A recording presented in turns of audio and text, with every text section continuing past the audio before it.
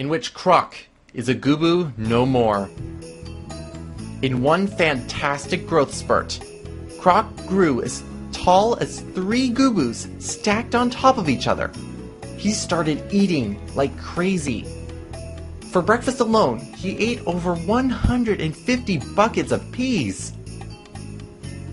While walking, he would accidentally smash through buildings and trip over homes. A simple game of patty cake with friends would lead to multiple concussions, and contusions, and internal bleeding. Despite his friends' efforts to brush off these accidents, Croc began to feel out of place in the Gobbos Valley. And just as Croc decided to do something about this, a Gobbos ran past screaming, "Dantinis!" Welcome back to Let's Play Croc, Legend of the Gobbos. Time for level 4 of the Arctic world. I snow him so well.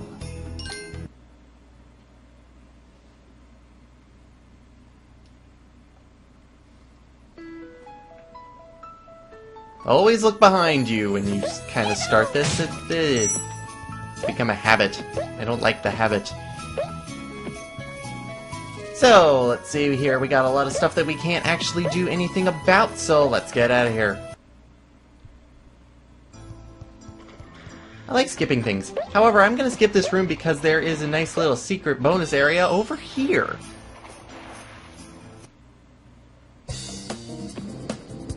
Alright, this one is kind of easy, kind of not. It has one of these wonderful platforms that go into the freezing water and then go out. Because of, I don't know, geyser? Force of geyser? They make some good noises, though. However, more lives is more lives. And also luck is luck, because I didn't think it was going to come out when I did it. So one thing is so Croc actually has a bit of a misconception about itself in terms of its stylization compared to its actual gameplay. As I press buttons, these buttons make platforms appear. The misconception is that in all of its in its appearance, Croc really looks rather kid-friendly, doesn't it? I mean, all the cutie fuzzballs, Croc being a bit of adorable himself, him having kind of gibberish coming out of his mouth. In spite of this, you'd think that this game would be relatively aimed for young children. I mean, this game is rated, I believe, either it was rated E for everyone, or it was that old rating of KA, which is kids to adults. Let's hit that button, and now we can get over here. Ultimately, you can get over here if you use that box with the crystals. If you use the crystals in order to bounce over here, but that's not really a good idea. However, it seems like this game is aimed for young children. However, due to the controls and general idea of the level design, this game is also seen as being almost a long-paid homage, kind of a remembrance to old-school platformers, which were usually quite difficult. I believe they're referencing a lot of platformers from like the original Nintendo NES days, which I don't know if that's actually good marketing or not. I don't know.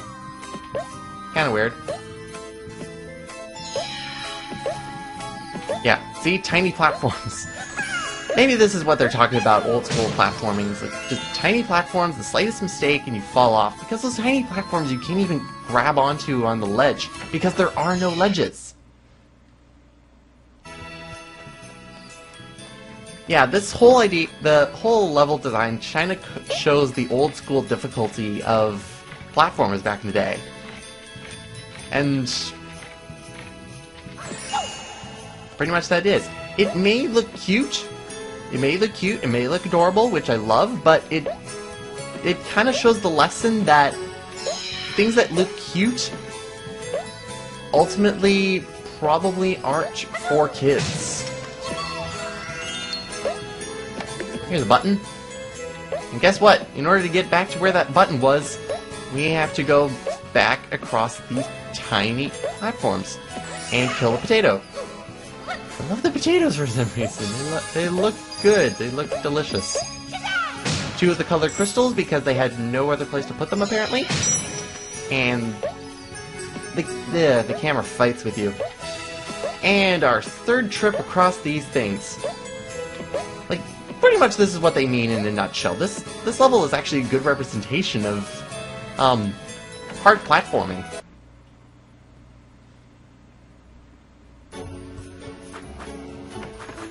Hard platforming in its essence, I mean. In terms of how hard platforming in terms of dickishness, we'll see that later on.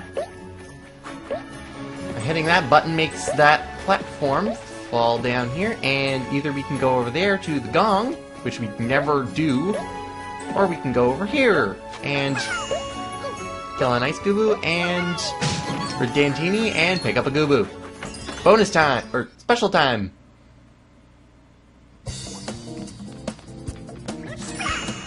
I believe this one is actually relatively simple. Yeah, that's pretty much... I think that Gooboo was pretty much just like a dasher enemy. I didn't even show him off. Yeah, come over here. Come over here. What are you doing? Oh, jeez. That's what he does. Yeah, this is the challenge. He steals one of your Gooboos. I think he's a one-of-a-kind enemy, and he's only in this level. But yeah, he steals one of your Gooboos. Not cool. Oh well, no harm done. Say no snow. Say no snow? Anyway, level 5.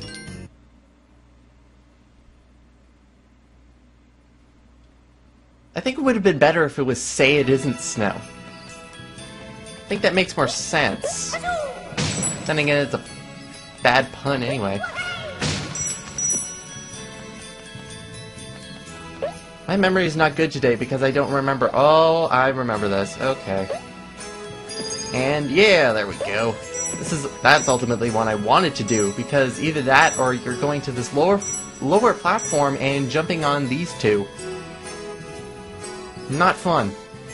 Now, going back to the story at the beginning of the video, it talks about how when Croc has his growth spurt, he starts eating peas, 150 buckets of peas. Did not want to do that. Not at all. Anyway, yeah, for breakfast alone, he ate over 150 buckets of peas. Fun fact! Croc is a vegetarian. Simple as that. Not as simple as this platform is being to me. Really, it just kind of rotates among this invisible thing. Oh yeah, and these are special platforms. With cartoony sound effects! Yay! Cartoony sound effects. But anyway, yes. Croc is a vegetarian. Pretty much end of the story. His favorite food is peas, otherwise he probably wouldn't have been depicted eating peas. Let's get out of here. Fast. Now, whatever you do, do not hit these blocks. And you can just walk on top of this, which makes platforming a lot easier. We can't do anything until we get a key, so let's continue on.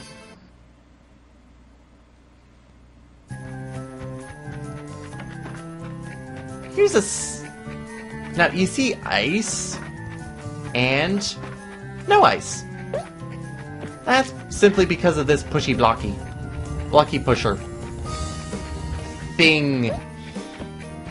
Anyway, we need to use this, and then grab onto the ledge of this because it's just high enough to not be able to put us on the platform, which would have been much simpler.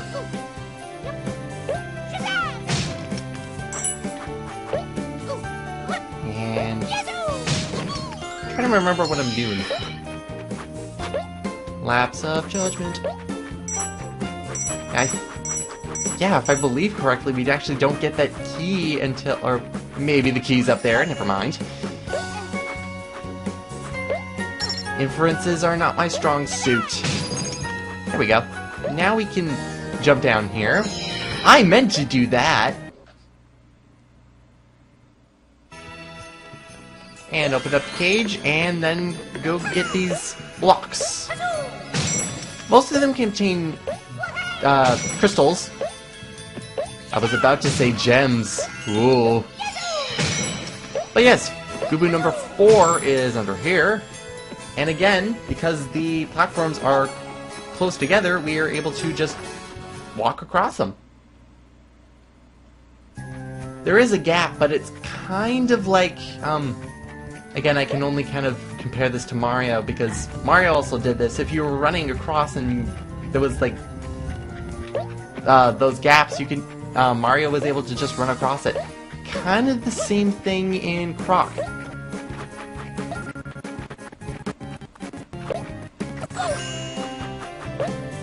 Easy there. Okay.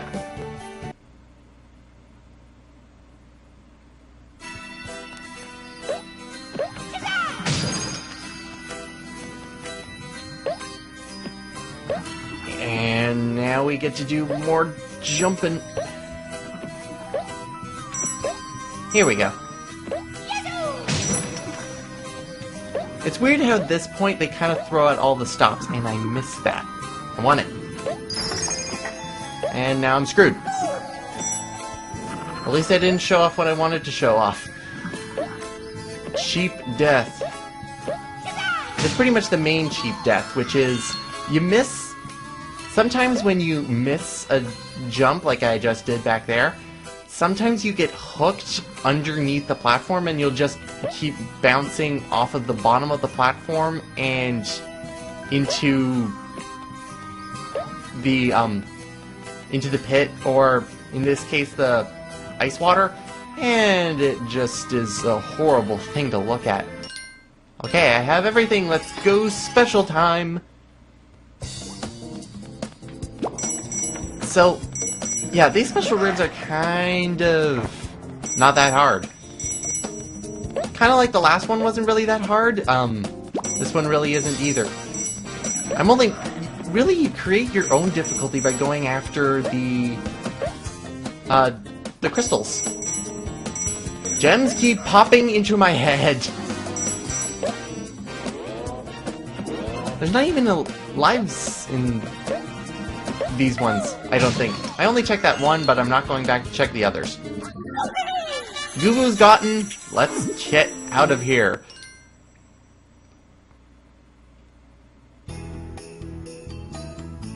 License to chill. There's trees. I actually want to see... I don't think there's ever any trees in the level. I think they're only in the world spread.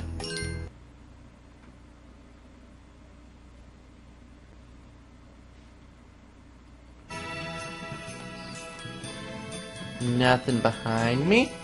Nothing over there. Alright, this... Actually, this room is kind of large compared to the others. Ow. In the case of this layout of blocks,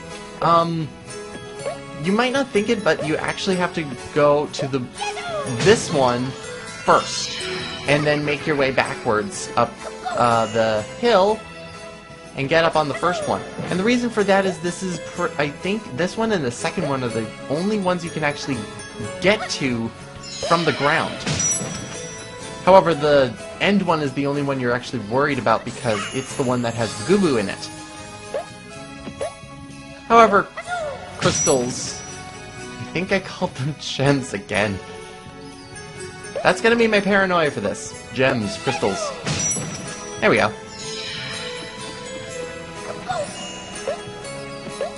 Easy, easy. Good. And again, more hop along. Weird about this is that that one was being held up by pretty much the edges of the 3 boxes that I'm destroying. Kind of reminds me of Catherine. Oh well, I think this is the only time we ever see that instance of block anatomy together. Like, why couldn't they put another block there? I could have easily hit it. Oh well. Now it's time for, after I collected these gems, you may have just saw it right there, there is another bonus area. All the way down there. How do we get to it? Well, we have these wooden rafts here. I think they're called rafts. And we have to just sit on this one roughly around the middle and wait for it to hit the end of the line and go away. Ta-da! This one is my favorite bonus area.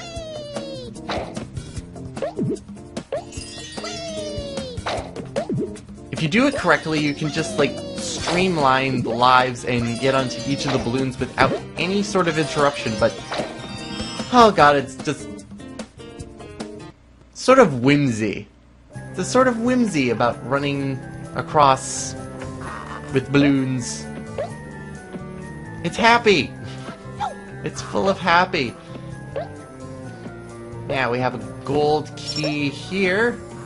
Not really anything we can do with, and I don't think I can make this jump. Oh, I made the jump, even though it didn't look like I made the jump and I just lost all my crystals.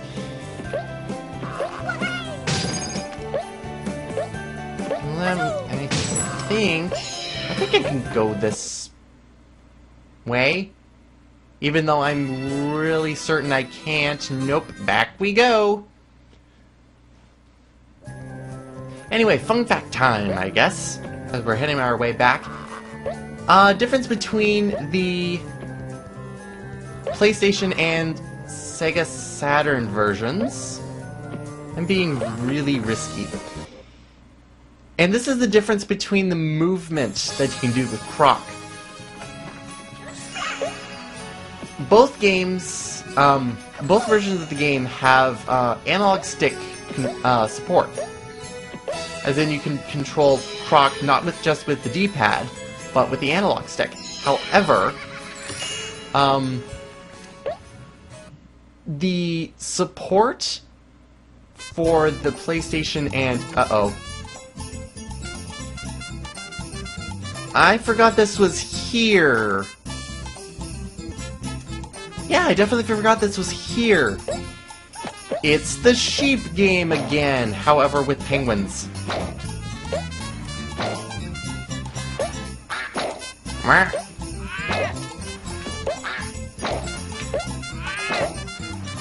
Now, did I mention that each of them make their own specific sounds? Because I think I forgot to mention that with the sheep. I'll come off it. I didn't remember this was here. I think this is the only instance that penguins are killable. When you pop them in mid-air. Yes, I got it. Alright. And this water does hurt you if you jump into it, so don't jump into it. But yeah, that was the only reason of coming here. So anyway, analog support for this game. The PlayStation version actually has a better analog support than the Sega Saturn version because I think it had better response time. The PlayStation version has better response time as to how much pressure you put on the stick. Honestly, this is a fact I'm kinda wary on as to whether it's actually truthful or not, because I kinda don't see it myself. Maybe if I get to a part that doesn't have ice.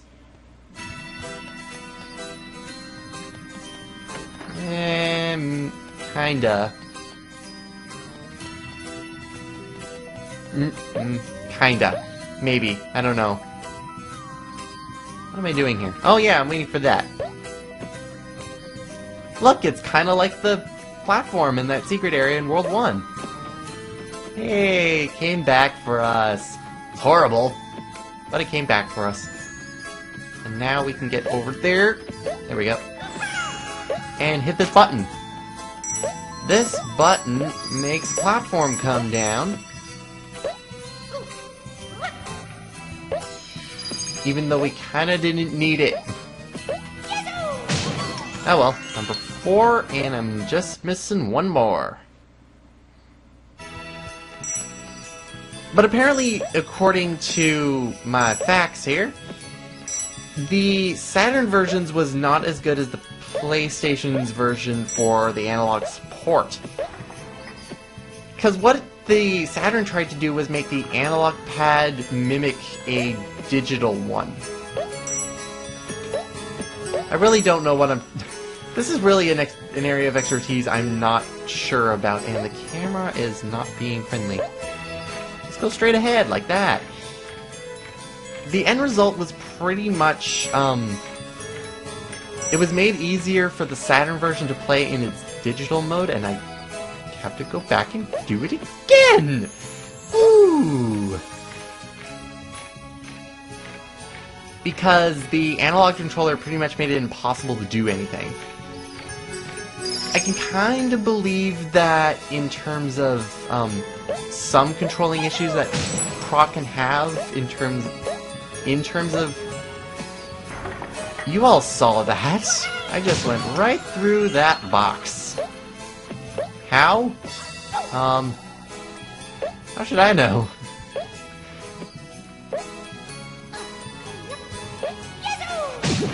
But yeah, according to this, it pretty much made the analog controller completely useless in the Saturn version. Then again, when I first played Croc, I was not using an analog controller. I was using the D-pad because that's all I had. Special time! Right in the middle here is a Gobbos, surrounded by these guys. Not that hard to get them, really. Just when they snap at ya. There we go. And bam!